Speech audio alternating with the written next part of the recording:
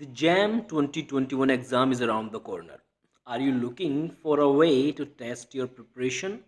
Don't worry, Unacademy got you covered. Unacademy का last lap module test इसको आप दे सकते हैं और अपनी प्रिपरेशन को चेक कर सकते हैं. Basically last lap module based test एक एग्ज़ाम है अनअकैडमी की तरफ से जो फ्री ऑफ कॉस्ट है और आप इस एग्ज़ाम को दे सकते हैं फ्री में और अपनी नॉलेज को चेक कर सकते हैं आईआईटी एग्ज़ाम जैम एग्ज़ाम देने से पहले. लास्ट लैब मॉड्यूल टेस्ट जो है ये बेसिकली स्टूडेंट्स के लिए डिज़ाइन किया गया है. इसमें इंडिया के टॉप एजुकेटर्स शामिल हैं जिन्होंने आपके लिए कंटेंट प्रिपेयर किया है. अनअकैडमी का और भी बहुत सारा कंटेंट है जो कि जैम के लिए आपकी हेल्प कर सकता है. आप डेफिनेटली अनअकैडमी की मेंबरशिप ले सकते हैं, अनअकैडमी ज्वाइन कर सकते हैं.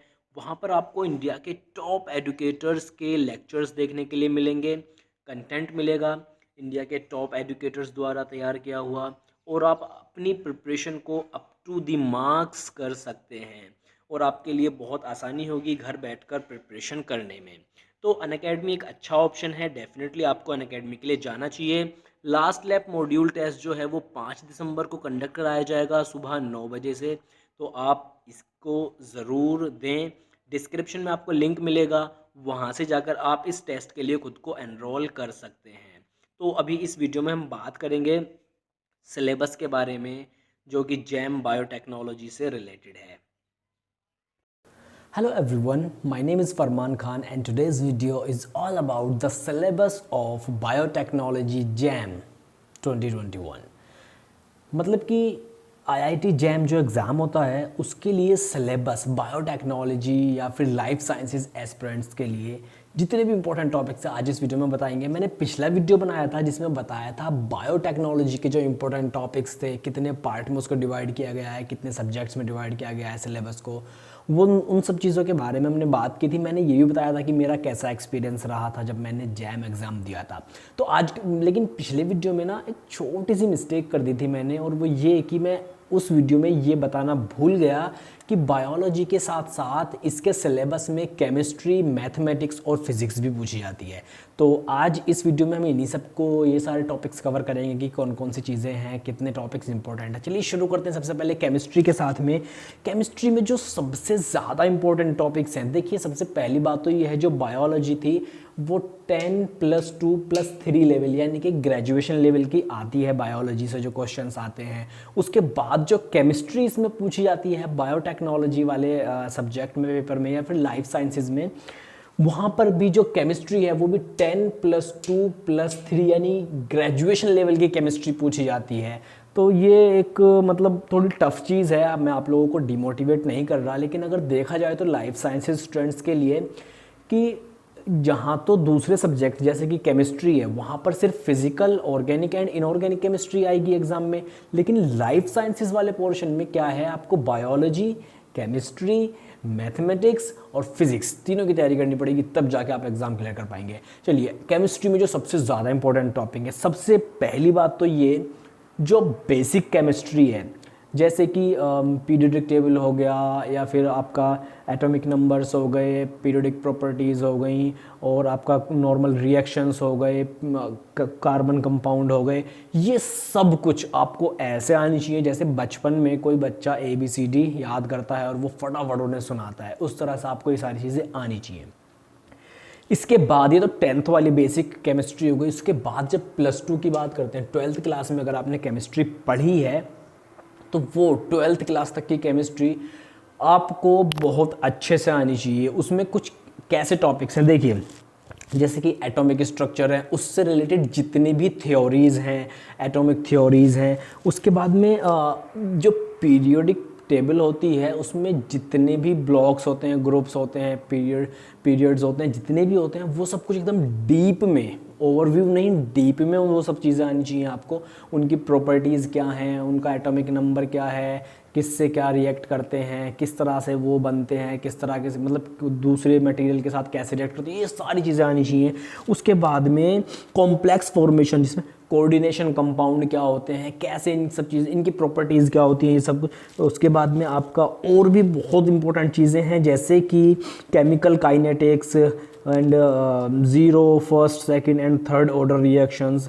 उसके बाद में photochemistry, electrochemistry, acid base concept, stereochemistry of carbon compound, और जितने भी इफ़ेक्ट होते हैं जैसे कि इंडक्टिव इफ़ेक्ट है, एंड उसके बाद में आपका कॉन्जुगेटिव इफ़ेक्ट है, इलेक्ट्रोमैटिक इफ़ेक्ट है, रेजोनेंस है, ये सब चीज़ें बहुत अच्छे से आनी चाहिए आपको। Chemistry of functional groups, hydrocarbons और alkyl halides, alcohols, aldehydes, ketone, ये सब चीज़ आनी चाहिए। आइसोमर और आइसोमरिज्म, ये सारी चीज़ें। उसके बाद जो हैं जैसे कि और भी इम्पोर्टेंट चीज़ें हैं केमिस्ट्री में, भाई देखिए ग्रेजुएशन लेवल की है तो चीज़ें तो आपको पढ़नी पड़ेंगी। आपको केमिस्ट्री में फिज़िकल, ऑर्गेनिक या इनऑर्गेनिक, इनमें सबसे अच्छा पार्ट कौन सा लगता है केमिस्ट्री का, कमेंट करके ज़रूर बताना। मैंने जब एग्ज़ाम दिया था जैम का तो वहाँ पर बहुत सारे क्वेश्चन थे इन सब चीज़ों से रिलेटेड, और जो ऑर्गेनिक वाला पार्ट था वो मेरा स्ट्रॉन्ग था, तो मैंने ऑर्गेनिक वाले क्वेश्चन ही ज़्यादा अटैम्प्ट किए थे। और कई और को पेपर भी, एग्ज़ाम भी मैंने दिए थे जहाँ पर केमिस्ट्री आई थी, और वहाँ पर भी मैंने ऑर्गेनिक वाले क्वेश्चन ज़्यादा अटैम्प्ट किए थे। वो मुझे अच्छा लगता है। आपको कौन सा अच्छा लगता है ज़रूर बताना। उसके बाद में चलिए देखिए और भी ऑप्शंस हैं इसमें, और भी टॉपिक्स हैं केमिस्ट्री में, जैसे कि इसमें है हमारा बायोमोलिक्यूल्स की केमिस्ट्री जो होती है, जैसे कि प्रोटीन्स हैं, फैट्स हैं, लिपिड्स हैं, कार्बोहाइड्रेट्स हैं, इनके स्ट्रक्चर कैसे होते हैं, इनके रिएक्शंस कैसे होते हैं। जैसे कि बहुत सारे केमिकल कंपाउंड ऐसे होते हैं, कार्बोहाइड्रेट्स हैं, अगर आप चेन बना देंगे ग्लूकोज की तो क्या बन जाएगा, उस तरह से इन सब की केमिस्ट्री आपको आनी चाहिए। फिर इंस्ट्रूमेंटल केमिस्ट्री, जैसे कि क्रोमेटोग्राफिक टेक्निक्स, बेसिकली ये सब इसी में आता है। HPLC है, TLC है, थिन लेयर क्रोमेटोग्राफी, इलेक्ट्रोफोरेसिस है, जेल इलेक्ट्रोफोरेसिस है, तो ये केमिस्ट्री वाला ही पार्ट हो जाएगा। बेसिकली लाइफ साइंसेज वालों के लिए ये टॉपिक बहुत कॉमन है, ये सब आपको आने चाहिए। ये हो गया केमिस्ट्री वाला पार्ट। आप स्क्रीनशॉट ले लेना जो जो चीज़ें मैंने आपको दिखाई हैं ये, और इनको कहीं नोट डाउन कर लेना, आपको पढ़ने में आसानी हो जाएगी, ज़्यादा कुछ ढूंढना नहीं पड़ेगा। उसके बाद देखिए, अगर आप चाहते हैं कि मैं ऐसा कोई वीडियो बनाऊं जिसमें मैं क्वेश्चन सॉल्व कर रहा हूं, या एग्जांपल्स केमिस्ट्री के, बायोलॉजी के MCQ वगैरह, या इम्पोर्टेंट MCQs आपको चाहिए रिलेटेड, तो कमेंट करना ज़रूर, मैं ट्राई करूँगा उसके ऊपर भी वीडियो बनाने का। बात करते हैं मैथमेटिक्स और फिज़िक्स। तो देखिए मैथमेटिक्स जो आएगी वो 10+2 यानी कि 12वीं क्लास तक की, इंटरमीडिएट तक की मैथमेटिक्स आएगी, और फिज़िक्स भी जो है वो भी 10+2 लेवल की आएगी। ये ग्रेजुएशन लेवल के नहीं आएंगे, नहीं तो कुछ ज़्यादा ही टफ हो जाएगा पेपर का स्टैंडर्ड जो है। तो मैथमेटिक्स और फिज़िक्स 10+2 लेवल की आएंगी। अब इम्पोर्टेंट बात ये है, मैं मैथ और फिज़िक्स में एकदम 0 बटा सन्नाटा हूँ, मुझे कुछ नहीं आता, ना ही तो मैथमेटिक्स और ना ही फिज़िक्स में। तो आपको टॉपिक्स दिखा देता हूँ मैं फिज़िक्स के भी और मैथमेटिक्स के भी, जो बहुत ज़्यादा इम्पोर्टेंट हैं, जो इनकी ऑफिशियल वेबसाइट पर भी मेंशन किए गए हैं। ज़्यादा टॉपिक्स नहीं हैं, यहीं से क्वेश्चन आएंगे, क्योंकि वो अच्छे से जानते हैं कि लाइफ साइंसेज स्टूडेंट्स जो होते हैं उनकी मैथ और फिज़िक्स थोड़ी कमज़ोर होती है, तो +2 लेवल तक की आएगी।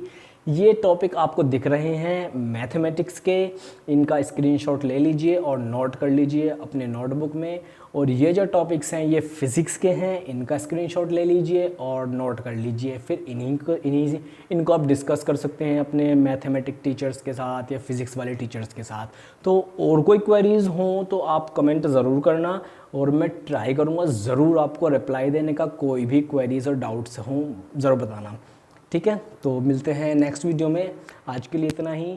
Thanks for watching this video.